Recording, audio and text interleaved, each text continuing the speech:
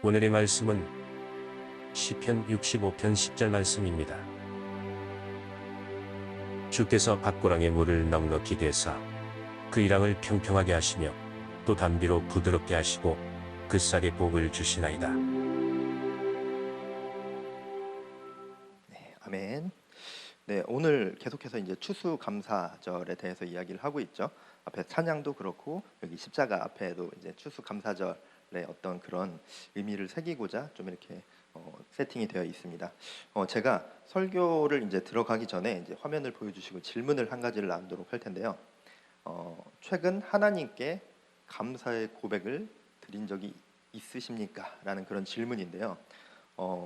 여러분들이 하나님께 뭐 감사의 고백을 뭐 태어나서 한 번도 안 드리거나 그러시진 않았겠지만 최근에 내가 하나님께 기도하면서 감사의 고백을 드린 것이 있는가? 그것이 그냥 뭐 기도하면서 뭐 그냥 형식적으로 나오는 말이 아니라 정말 내 마음을 담아서 하나님께 감사의 고백을 드린 적이 있으십니까? 라는 이 질문을 조금 기억하시면서 생각해 보시면서 말씀을 나눴으면 좋겠습니다. 이 질문을 들었을 때 그런 여러 가지 마음들이 있었을 것 같습니다. 나는 감사의 마음이 매일마다 넘쳐 흐릅니다 라고 하시는 분들도 있을 것이고, 뭐 그렇게까지 매일까지는 아니지만 맞아, 나에게도 감사가 많이 있지 라고 생각하신 분들도 있을 것이고, 또 감사는 잘 모르겠고 뭐 그렇다고 뭐 내 인생이 그렇게 뭐 고난과 역경도 아니지만 딱히 감사거리도 뭐가 있을까라고 생각하시는 분들도 있을 것이고요. 또는 나는 감사는 고사하고 내 인생은 너무 고난과 역경밖에 없어, 나 너무 힘들어 죽겠어 라고 생각하시는 분들도 있을 것 같습니다. 무엇이 되었건 하나님께 감사의 고백이라고 할 만한 것이 있는지, 아니면 나는 감사거리가 없다라고 생각을 하시는지 한번 이렇게 잠잠히 고민을 해보시면 좋을 것 같은데요. 저 스스로에게 이 질문을 했을 때 이제 처음에 떠올랐던 것은 이제 담비, 이제 제 딸 이름이 담비인데 본문에서도 이제 담비가 나왔었죠. 제 딸 이름이 담비인데 사실 결혼을 하면서 이제 결혼을 하기 전에 이제 이제 그런 문제들에 대해서 조금 고민을 했었던 시기가 있었기 때문에 아이를 과연 내가 가질 수 있을까라는 그런 고민이 있었던 시기가 있었는데 결혼을 하자마자 덜컥 아이가 생겨서 신혼여행도 못 가고 네, 그렇게까지 뭐 신혼여행까지 못 갈 정도로 빨리 아이가 생기길 바라진 않았는데 이렇게 아이가 생길 수 있을까라는 그런 고민이 되게 많았었거든요. 그런 상황이 있었기 때문에 그런데 그 단비를 주심에 굉장히 단비 자체가 저에게는 감사의 고백입니다. 그리고 또 뭐 여러 가지 힘든 상황 가운데서 진짜 제 개인적으로 힘든 상황 가운데서 광교로 와서 사역을 하게 됐는데 저에게 있어서는 이 광교에서 사역하고 있는 이 자체 역시도 하나님께 드리는 감사의 조건입니다. 뭐 물론 앞으로도 또 이렇게 해 나가야 할, 걸어가야 할 소명의 길이 있지만 지금 이 자리에서 사명을 감당할 수 있는 것, 그거 역시도 또 감사의 조건입니다. 그리고 또 이제 최근에 제가 또 다이어트를 시작한 지 2주가 됐는데, 오늘 아침에 재본 결과 2주 동안 총 4kg가 빠지는 그런 역사를 감당. 목사님 감사합니다. 아까도 이제 박수를, 제가 요즘 최근에 다이어트로 박수를 받고 있다고 그 얘기를 했었는데 목회로 박수를 받는 목회자가 되도록 하겠습니다. 네, 어쨌든 제가 여러 가지 다이어트를 하면서도 굉장히 많은 어떤 옆에서 이렇게 유혹하는 소리들이 있습니다. 오늘 치킨 어떠세요? 치킨은 단백질이라고. 계속 거절하면서 콜라를 주고 다이어트 콜라라고 안 먹는다 거절을 하는데, 저한테 이런 유혹을 다 하는 사람들이 그 목회자들입니다. 전도사님들이, 목회자들이 저를 자꾸 유혹을 하는데, 어쨌든 제가 4kg의 경건치 않은 그 지방을 하나님께서 제 몸에 제하여 주심에 너무나도 감사하고 있습니다. 사실 여기 걸어 올라올 때도 일부 사회 볼 때 모르실 수도 있겠지만 뭐 이렇게 저는 올라올 때 되게 신경 쓰였거든요. 이 정장 바지가 무슨 레깅스 마냥 딱 맞아가지고 걸어 올라올 때 뒤태가 굉장히 신경 쓰였었는데, 지금 굉장히 여유롭게 이렇게 올라올 수 있음에 참 감사한 거죠. 어쨌든 이렇게 저에게 아이를 주심에 감사하고 사역을 허락하심에 감사하고, 뭐 소소하지만 다이어트를 2주밖에 안 돼서 이런 얘기하는 것도 웃기지만 어쨌든 다이어트를 성공할 수 있게 해주심에도 굉장히 감사합니다. 왜냐하면 이거를 견딜 수 있는 그 마음을 허락해 주셨기 때문이죠. 어쨌든 여러 가지 감사의 조건들이 우리의 삶에는 많이 있습니다. 그것이 크던 작던 뭐 사소하던 뭐 진지한 감사이든 굉장히 방금 제가 이야기한 다이어트 같은 가벼운 감사이건 우리들에게는 굉장히 많은 감사의 조건들이 있습니다. 여러분들에게는 어떤 감사의 조건이 있으십니까? 그리고 하나님께 감사하는 삶으로 살아가고 계십니까? 예전에는 굉장히 내가 하나님께 감사하는 마음이 많았는데 최근에 내가 감사를 잃었다라고 스스로 생각하고 있지는 않습니까? 또는 우울감과 원망감에 사로잡혀서 긴 시간을 살아가고 계시거나 또는 그렇게 계속해서 긴 시간은 아니더라도 때로는 우리가 그냥 평탄한 삶을 살아가다가도 때로는 감사를 잃은 그런 순간들이 찾아올 때도 있는 것 같습니다. 오늘 본문 시편 65편은 다윗이 쓴 감사의 시입니다. 그래서 1절에서 5절까지는 구원자로서의 하나님의 모습을 이렇게 표현을 하면서 하나님에 대한 감사를 드리고 있는데 1절 말씀을 먼저 살펴보도록 하겠습니다. 하나님이여 찬송이 시온에서 주를 기다리오며 사람이 서원을 주께 이행하리이다. 하나님께 예배 드리기에 앞서서 감사의 찬송을 드릴 준비를 하는 그런 상황에 대해서 묘사를 하고 있습니다. 여기에서 시온은 여호와의 성소를 의미하고 있는데요. 하나님께 감사의 고백을 드리기 위해서 하나님이 임재하시는 상징의 처소인 그 성소에 나와서 감사의 고백을 준비하고 있음을 1절에서 나타내고 있습니다. 하나님께 감사의 고백을 드리기 위해서 그들이 얼만큼 성실하게 또 신중하게 준비하고 있음을 알 수 있는 것이죠. 그리고 2절, 3절을 보면은 기도를 들으시는 주여 모든 육체가 주께 나아오리이다. 죄악이 나를 이겼사오니 우리의 허물을 주께서 사하시리이다. 아멘. 먼저 2절에서 기도를 들으시는 주여라고 이렇게 시작을 하고 있는데 여기에서 기도는 테필라라는 단어가 사용이 됐습니다. 이제 성경에 기도라는 단어가 여러 가지 단어들이 사용이 되어 있는데 이 테필라라는 단어를 사용하는 것은 고난 가운데서 우리의 기도를 들으시는 주님께 나의 고난에 대해서 하나님께 드리는 그때 쓰이는 단어가 테필라라는 기도의 단어입니다. 이 고난 가운데 기도할 때 하나님께서 들으시고 보호해 주심을 이 다윗이 고백하려고 하고 있는 것이죠.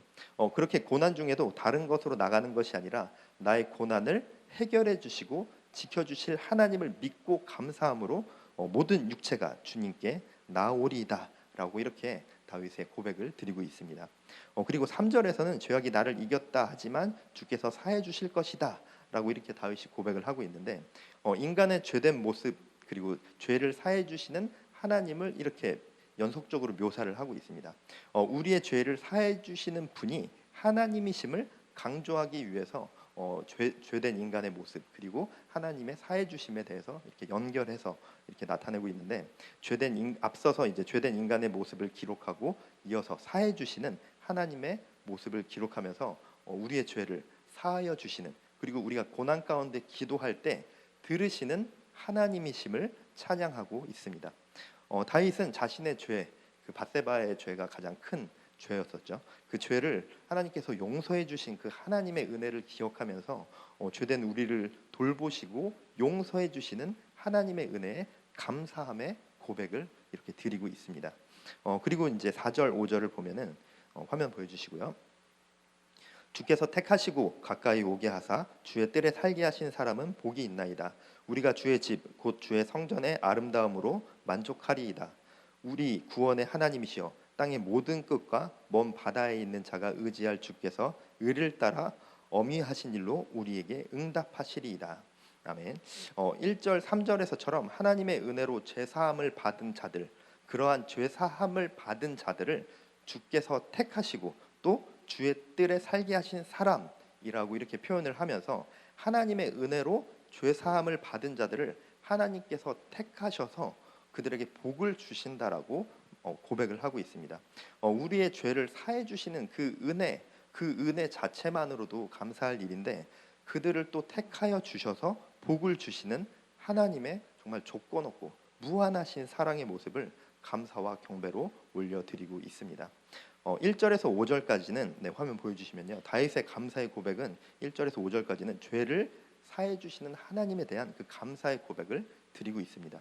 죄를 사해 주시는 것도 모자라서 복을 허락해 주시는 하나님께 감사의 고백을 드리고 있는 것이죠. 그렇게 시편 65편의 말씀을 시작하고 있습니다.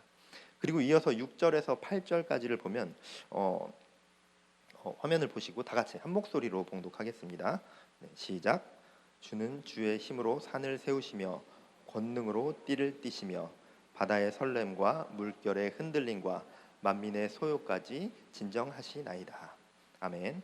하나님이 이렇게 창조하신 창조 세계 가운데서 우리가 볼 수 있는 것 중에서 가장 웅장하다 할 수 있는 그 산을 비유로 들어서 모든 만물을 창조하시고 보호하시는 창조주로서의 하나님의 권능을 찬양하고 있습니다. 그리고 또 그 고대 세계에서 사는 이 어떤 그런 웅장함, 그리고 다가설 수 없는 그런 범접함. 그러니까 지금 우리의 뭐 뒷산 같은 그런 산을 이야기하는 게 아니겠죠. 그래서 사람들에게 신성한 장소로 그 산 자체만으로도 경배의 대상으로 생각을 했습니다. 그런데 다윗은 모든 사람들이 숭배하고 싱성시 여기는 이 산조차도 숭배의 대상이 아니라 이 산 역시 너희들이 숭배하는 그 산조차도 하나님이 창조하신 창조의 일부분일 뿐이다, 피조물일 뿐이다라고 이렇게 나타내고 있는 것입니다. 그것은 거대하고 웅장한 그리고 모든 자연을 품은 산조차도 하나님의 창조 세계일 뿐이다. 이 모든 것을 창조하신 하나님이 얼마나 위대하시겠냐, 상상조차 할 수 없는 그러한 위대하신 분이시다. 그렇게 이야기하면서 하나님의 권능을 찬양하고 있는 다윗의 고백입니다. 그리고 7절에서는 바다와 만민을 들어 만민을 다스리시고 통치하시는 이 하나님의 권능을 또 찬양을 하고 있는데요. 이 바다의 설렘과 물결이라고 이렇게 표현이 되어 있습니다. 이 표현만 보면은 굉장히 뭔가 이렇게 잔잔한 어떤 바다의 모습이 느껴지는데 단어적으로만 보면 약간 그런 잔잔한 느낌이죠. 그런데 이제 원어에서 담고 있는 단어적인 의미를 바라보면 몰아치는 파도를 말하고 있습니다. 쉽게 말하면 꼭 이 단어가 쓰나미를 표현하는 것은 아니지만 쓰나미와 같은 그런 거센 파도, 그런 풍랑을 이야기하고 있습니다. 인간의 힘으로는 감당할 수 없는 그런 큰 자연재해 수준의 높은 파도에 대해서 이렇게 표현을 하면서 인간의 힘으로 감당 못할 그 어떤 자연의 큰 파도와 같은 그 쓰나미와 같은 그런 큰 파도까지도 다스리시는 분이 하나님이시다. 그런 하나님께서 우리 인간 세계의 소요까지도 다스려 주시는 분이심을 이야기하고 있습니다. 온 우주 만물을 그리고 자연을 창조하시고 다스리시는 그 하나님께서 이 땅에 작고 연약한 우리 한 사람 한 사람, 우리 인간 세계의 소요까지도 하나님께서 지켜주시고 바라봐 주시는 그러한 하나님이시다. 그러한 하나님이심을 찬양하고 있습니다. 또 8절에서는 땅 끝에 사는 자가 주의 징조를 두려워하나이다. 주께서 아침 되는 것과 저녁 되는 것을 즐거워하게 하시며, 여기에서 이 표현은 땅 끝에 사는 자가 주의 징조를 두려워한다 라고 이렇게 하고 있는데, 여기에서는 이제 단어 그대로 하나님을 두려워한다라는 이런 표현보다도 하나님에 대한 경외심을 이야기하고 있습니다. 다윗은 지금까지 하나님에 대해서 잘 알지 못하는, 지금까지는 하나님을 경배하지 못했던 그 이방인들까지도 하나님께서 창조하신 그 창조 세계를 바라보면서 또 하나님께서 그 창조하신 그 웅장하고 위대한 그 자연을 다스리시는 하나님을 바라보면서 지금까지 하나님을 알지 못했던 자들까지도 하나님을 경외하게 될 것이다 라고 이렇게 이야기하고 있습니다. 하나님의 창조 세계가 너무나도 웅장하고 위대하고 경이롭기 때문에, 그리고 하나님께서 초자연적인 힘으로 자연을 다스리심을 만민들이 바라볼 거기 때문에 하나님을 경외하지 않을 수 없다라고 이렇게 고백을 하는 것이죠. 결국 그 말은 이 온 우주를 창조하시고 다스리시는 그 하나님에 대해 다윗도 하나님께 대한 경배를 올려드리고 있는 것입니다. 그리고 주께서 아침 되는 것과 저녁 되는 것을 즐거워하게 하시며 라고 이렇게 이어지고 있는데, 또 화면 한번 보여주시면요. 시편 113편 3절에서 해 돋는 데에서부터 해 지는 데까지 여호와의 이름이 찬양을 받으시리로다. 이 말씀, 지금 방금 이 말씀과 동일한 고백이라고 생각하시면 되겠습니다. 근데 저희 입에서는 이제 해 돋는 데에서부터라기보다는 이제 어렸을 때부터 불렀던 그 찬양 때문에 이제 해 뜨는 데부터가 조금 더 입에 잘 붙기는 하죠. 이제 이 말씀, 방금 이야기했었던 주께서 아침 되는 것과 저녁 되는 것을 즐거워하게 하시며라는 것이 그 저희가 많이 부르는 그 찬양, 해 뜨는 데부터 해 지는 데까지 주 이름 이 정도 되면은 보통 따라 부르지만 저 혼자 이런 것을 이제 군중 속의 외로움이라고 하죠. 보통 이쯤 되면 해주실 법도 한데 하여튼 anyway 이러한 고백이라고 생각해 주시면 될 것 같습니다. 하나님에 대한 경외감을 가지게 된 세상의 모든 사람들이 하나님을 향해서 기쁨으로 찬양할 것이라는 것을 말하고 있는 다윗의 예언적인 그러한 고백입니다. 하나님의 위대하심을 바라보면서 하나님의 통치를 경험하면서 하나님께 감사의 고백을 드리지 않을 수 없고 하나님을 찬양하지 않을 수 없다는 것입니다. 다윗의 고백, 화면 보여주시면요. 다윗의 두 번째 감사의 고백은 천지 만물을 주관하시고 다스리시는 하나님에 대한 감사의 고백을 드리고 있습니다. 그리고 이제 이어서 이제 마지막 9절에서 13절은 어떤 농경과 목축에 관련된 것으로 비유를 삼아서 하나님을 찬양하고 있습니다. 그 중에서 9절, 10절을 먼저 볼 텐데요. 화면을 보시고 다 함께 한 목소리로 봉독하겠습니다. 시작.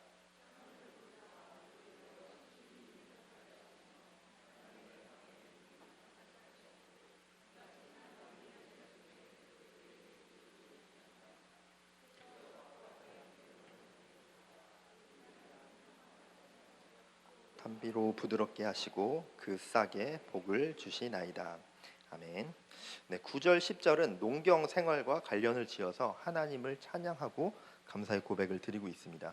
이제 9절에서 물을 대어 윤택하게 하시고 또 강의 물을 가득하게 하시고 땅을 예비하셨다라고 이렇게 하는 것은 하나님께서 이 땅에 비를 내려 주셔서 이 땅에 비를 하나님께서 허락하시고 내려 주셔서 땅이 기름지게 하시고 강물이 가득 넘치게 해주셔서 하나님의 은혜로서 풍족하게 수확을 할 수 있음을 말하고 있습니다. 10절에서 또 보면은 담비로 부드럽게 하시고라고 이렇게 나오는데 담비라는 것은 꼭 필요한 곳에 알맞게 내리는 비를 이야기합니다. 오늘 본문에서도 역시 하나님께서 모자라지도 않고 넘치지도 않게 꼭 필요한 곳에 필요한 만큼 비를 내려주셔서 풍성한 수확으로 허락해 주셨음을 감사의 고백으로 드리고 있습니다. 또 11절을 보면은 이제 9절과 10절 그리고 12절과 13절 사이에 이렇게 위치를 해서 이 농경과 목축 관련된 그래서 하나님의 은혜를 고백을 하고 있는데 11절을 읽어보면 주의 은택으로 한 해를 관씌우시니 주의 길에는 기름방울이 떨어지며라고 이렇게 이야기를 하고 있습니다. 주의 은택으로 한 해를 관씌우시니 하나님의 은혜가 필요에 따라서 필요한 만큼 부어 주셔서 한 해가 풍성한 결실을 맺게 되었음을 이야기합니다. 담비와 비슷한 어떤 그런 의미를 갖고 있는 거죠. 농사를 짓건 목축을 하건 우리들이 해야 할 어떤 노력과 내가 해야 할 사람들이 해야 할 열심이 당연히 있고 필요하지만 결국 모든 것을 풍성하게 결실을 맺어 주시는 분은 하나님이심을 고백하고 있습니다.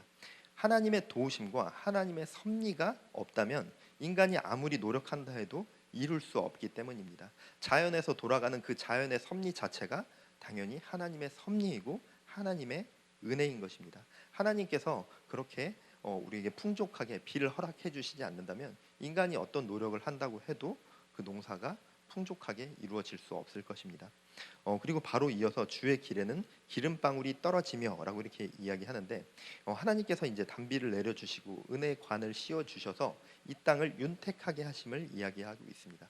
비가 내리는 것도 비가 그치는 것도 해가 뜨고 지는 것도 땅의 기름짐도 하나님의 은혜임을 모든 것이 하나님의 은혜임을 모든 것이 하나님의 역사임을 감사의 고백으로 드리고 있는 것입니다. 그리고 이어지는 12절 13절은 이제 목축 생활에 관련해서 묘사를 하고 있습니다. 화면을 보시면 들의 초장에도 떨어지니 작은 산들이 기쁨으로 띠를 띄었나이다. 초장은 양떼로 옷 입었고 골짜기는 곡식으로 덮였음에 그들이 다 즐거이 외치고 또 노래하나이다. 11절에서 이야기했었던 기름방울이 떨어지며 윤택하게 하심으로 인해서 들의 초장에도 떨어지니 라고 이렇게 생각을 하시면 되는데 건기에 이렇게 굉장히 메말라 있었던 이 초목들이 우기에 하나님께서 내려주시는 그 단비로 말미암아서 신선하고 푸르른 색으로 뒤덮이는 것을 기쁨의 띠를 띄었다라는 그런 표현으로 그런 시적인 표현으로 하나님의 은혜에 대해서 감사의 표현을 돌리고 있습니다. 9절에서 13절에서는 농경과 목축 생활에 있어서 이 하나님께서 모든 환경을 주관하시고 하나님께서 허락해 주신 그 풍요의 결과를 거두게 하심을 하나님께 감사의 고백으로 드리고 있습니다. 당시 대다수의 사람들이 생계를 이어가던 수단이 농경과 목축이었습니다. 그래서 9절에서 13절은 화면을 보여주시면 마지막 세 번째는 삶의 현장에서 도우시는 그 하나님에 대한 감사를 이야기하고 있습니다. 우리가 일상생활 가운데서 여기에서는 이제 농경과 목축으로 표현을 했지만 우리들의 삶, 하나님의 백성들의 삶의 현장에서 하나님께서 도우시고 지키심을 고백하는 그러한 감사의 고백입니다. 시편 65편 전체의 내용을 보면 우리 인간들이 하루하루 뭐 크던 작던 죄 가운데 살아가는 우리들을 속죄하여 주심으로 은혜를 베풀어 주심에 감사하고, 또 천지 만물을 지으시고 허락하셔서 자연을 통해서 우리가 먹고 마시고 또 누워 쉬며 누릴 수 있게 해주시는 그 은혜에 대한 감사를 드리고 있고, 또 마지막으로는 우리의 삶의 현장 가운데서 세밀하게 간섭하여 주시고 풍요롭게 해주심에 대한 감사의 고백이 담겨져 있습니다. 다윗의 감사의 고백 세 가지는 화면을 주시면요, 죄를 사해 주시는 하나님께 감사, 천지 만물을 주관하시고 다스리시는 하나님께 감사, 또 삶의 현장에서 도우시는 하나님께 감사, 이 모든 것은 우리의 일상에서의 감사를 이야기하고 있습니다. 다윗의 이 고백은 어떠한 특별한 일에 대한 그런 감사의 고백이 아니라 일상 가운데서 하나님의 은혜가 부어지고 있음을 감사의 고백으로 올려드리고 있는 것입니다. 특별함이 있어야 감사하는 것이 아니라 모든 것에 감사하고 매 순간 감사함으로 살아가야 함을 이야기하는 감사의 시이고, 그러한 다윗의 감사의 고백이 시편 65편의 말씀입니다. 시편에서 다윗이 고백한 감사의 조건들이 우리의 일상 가운데서도 동일하게 주어지고 있습니다. 늘 함께하고 있지만 그리고 또 우리가 때로는 모르게 숨겨져 있기도 하지만 우리가 그것을 감사하지 못하고 그것을 지나쳐버리고 놓쳐버릴 때가 많이 있습니다. 또는 무뎌지거나 익숙해져서 감사의 조건들이 있지만 그것 자체를 내가 감사로 받아들이지 못할 때도 많이 있습니다. 데살로니가전서 5장 18절 말씀을 함께 보면서 다 함께 한 목소리로 봉독하겠습니다. 시작. 범사에 감사하라. 이것이 그리스도 예수 안에서 너희를 향하신 하나님의 뜻이니라. 아멘. 어떤 감사의 조건이 있어서 감사하는 것이 아니라, 그래서 감사를 드리는 것이 아니라 감사의 조건을 주심에, 하나님께서 우리에게 감사의 조건을 주심에 하나님께 감사해야 함을 말하는 그런 메시지입니다. 그런데 여기서 범사에 감사해야 한다는 것은 풍족함, 편안함만을 말하지는 않습니다.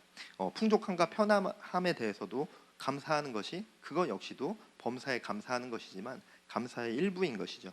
여기서 범사에 감사한다는 것이 빌립보서 4장 12절 말씀에 또 더 자세히 소개되어 있습니다. 4장 12절 말씀 또 다 함께 한 목소리로 봉독하겠습니다. 시작. 나는 비천에 처할 줄도 알고 풍부에 처할 줄도 알아. 모든 일 곧 배부름과 배고픔과 풍부와 궁핍에도 처할 줄 아는 일체의 비결을 배웠노라. 아멘. 모든 것 가운데 감사할 줄 알아야 합니다. 내가 비천에 처했을지라도 낙심하지 말고 감사함으로 올려드리고, 또 내가 풍부할 때에는 풍부함으로 인해서 교만하는 것이 아니라 풍부함을 허락해 주신 하나님께 감사로 드려야 합니다. 감사할 때 우리에게 부어지는 그 은혜가 더 충만해지고, 감사할 때 비천에 처했을지라도 하나님의 은혜를 발견할 수 있게 됩니다. 다시 데살로니가 전서로 돌아가 보면은 여기서 범사에 감사하라 라고 이렇게 나오는데, 여기에서 감사라는 단어가 유카리스테오라는 단어가 쓰여져 있습니다. 예전에 이제 제가 은혜란 무엇입니까? 라는 설교에서도 한번 소개를 했었던 적이 있는 단어인데, 여기에서 이제 유카리스테오를 조금 이제 그 뜻을, 감사라는 단어에 담겨져 있는 그 의미를 조금 장황하게 설명을 해보면, 하나님이 예비하신 은혜가 우리에게 부어지고 있다.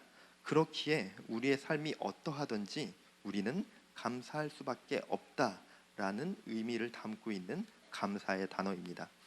유카리스테오라는 단어가 빌립보서 4장 말씀, 나는 비천에 처할 줄도 알고 풍부에 처할 줄도 알아. 모든 일 곧 배부름과 배고픔과 풍부와 궁핍에도 처할 줄 아는 일체의 비결을 배웠노라 라는 이 말씀이 이 유카리스테오 감사라는 단어에 압축되어져 있습니다. 그런데 유카리스테오가 의미하는 바를 묵상하다 보니 그 단어에 대해서 이제 제가 조금 더 묵상을 하다 보니 이런 말도 포함되어 있음을 조금 그런 은혜를 느끼게 되는데, 범사에 감사해야 하지만 힘든 건 힘든 거고 고통은 고통이야. 근데 너무 염려하지 마. 결국 하나님의 은혜가 너에게 임할 것이야. 그러니 힘들더라도 모든 상황 가운데서 범사에 감사함으로 고백하자. 라는 그러한 또 은혜가 느껴졌습니다.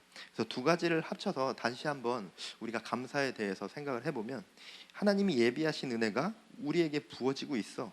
그런데 그렇다고 해서 고통도 없고 고난도 없다라는 것이 아니라, 고난은 고난이고 고통은 고통이지만, 그런데 너무 염려하지 마. 그 고난으로 무너지지 마. 결국 하나님의 은혜가 너에게 임할 것이고 너를 지켜주실 것이야. 그러니 범사에 감사함으로 우리 하나님께 우리의 입술을 열어 고백하자. 이것이 우리가 드릴 감사의 고백, 범사에 감사하는 우리의 고백입니다. 그리고 이것이 우리가 범사에 감사해야 하는 이유이고 또 범사에 감사할 수 있는 이유입니다. 범사에 감사라는 것이 어떤 묻지마 감사를 말하는 것이 아닙니다. 그리스도인은 고난도 축복이야. 고난 가운데서도 감사해. 뭐 어차피 그리스도인들은 하나님이 지켜주시잖아. 뭔 힘들다고 말하지 마. 왜 이렇게 무너져 있는 거야? 라고 이야기하는 것이 범사에 감사라는 말이 아니라는 것입니다. 하나님의 은혜로 이겨낼 수 있으니 우리 감사함으로 나아가자라는 위로와 응원까지도 그 안에 포함되어 있음을 우리는 깨달아 알아야 할 것입니다. 이런 묵상을 하고 말씀을 듣고 우리가 그것에 대해서 알더라도 고난 가운데, 고통 가운데 감사하지 못할 때가 참 많이 있죠. 고난이 있는데 감사의 말이 사실 그 감사의 마음이 쉽게 나오지는 않는 것 같습니다. 사실 당연히 모두가 충분히 이해할 수 있는 그런 말들이겠죠. 사실 저도 이제 인생에 있어서 4년 죄송합니다. 한 5년 전 그때쯤이었던 것 같은데, 그때가 제 인생에 있어서 어떤 최악의 시간이었던 것 같습니다. 정말 최고의 어떤 고난의 시간이었었는데, 그래서 그때 막 이제 탈모도 오고 대상포진으로 입원도 하고 이제 신체적으로도 이제 굉장히 많은 반응들이 나타났었는데, 하지만 고난 중에도 입술을 열어 우리는 감사해야 된다는 그 사실을 알지만, 진짜 내가 고난의 그 길을 지나가고 있을 때는 그것이 사실 참 쉽지는 않습니다. 그렇다 할지라도 우리가 애써서라도 억지로라도 우리의 입술을 열어서 그 고난 가운데서도 감사의 고백을 해보시기 바랍니다. 만져주시는 하나님을 반드시 경험하실 수 있을 줄 믿습니다. 또 익숙함으로 인해서 감사하지 못할 때가 또 많은 것 같습니다.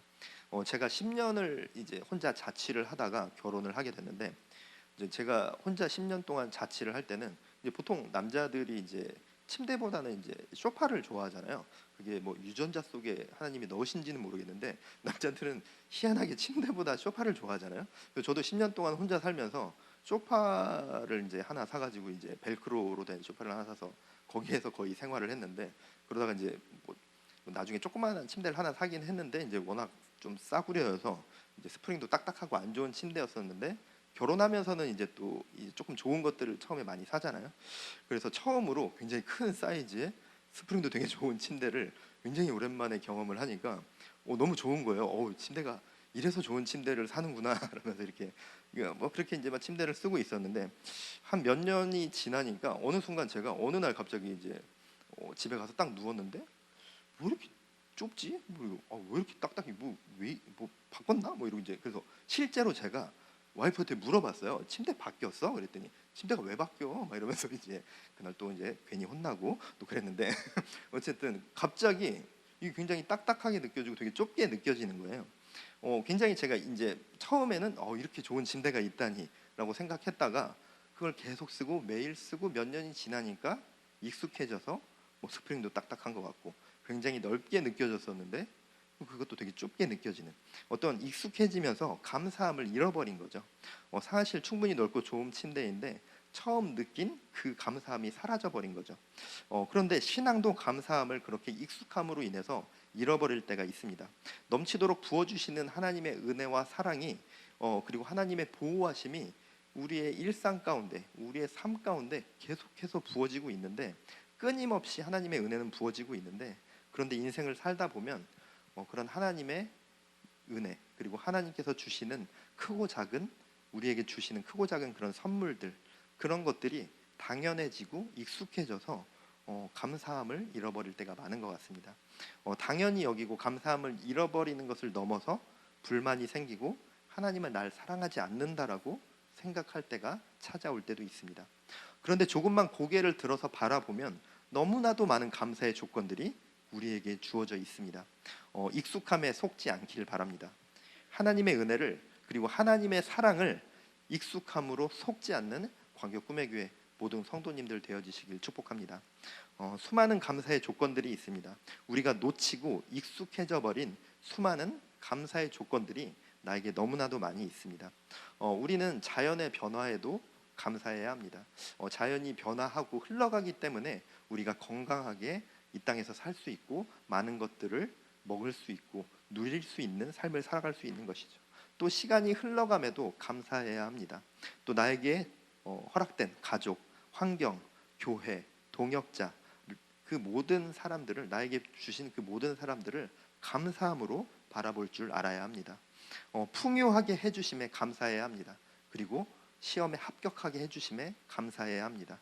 또한 성공하게 해주심에 우리는 감사해야 합니다. 또 산이 있음에, 태양이 있음에, 바람이 부는 것에, 바다가 있음에, 물이 있음에 우리는 감사할 줄 알아야 합니다.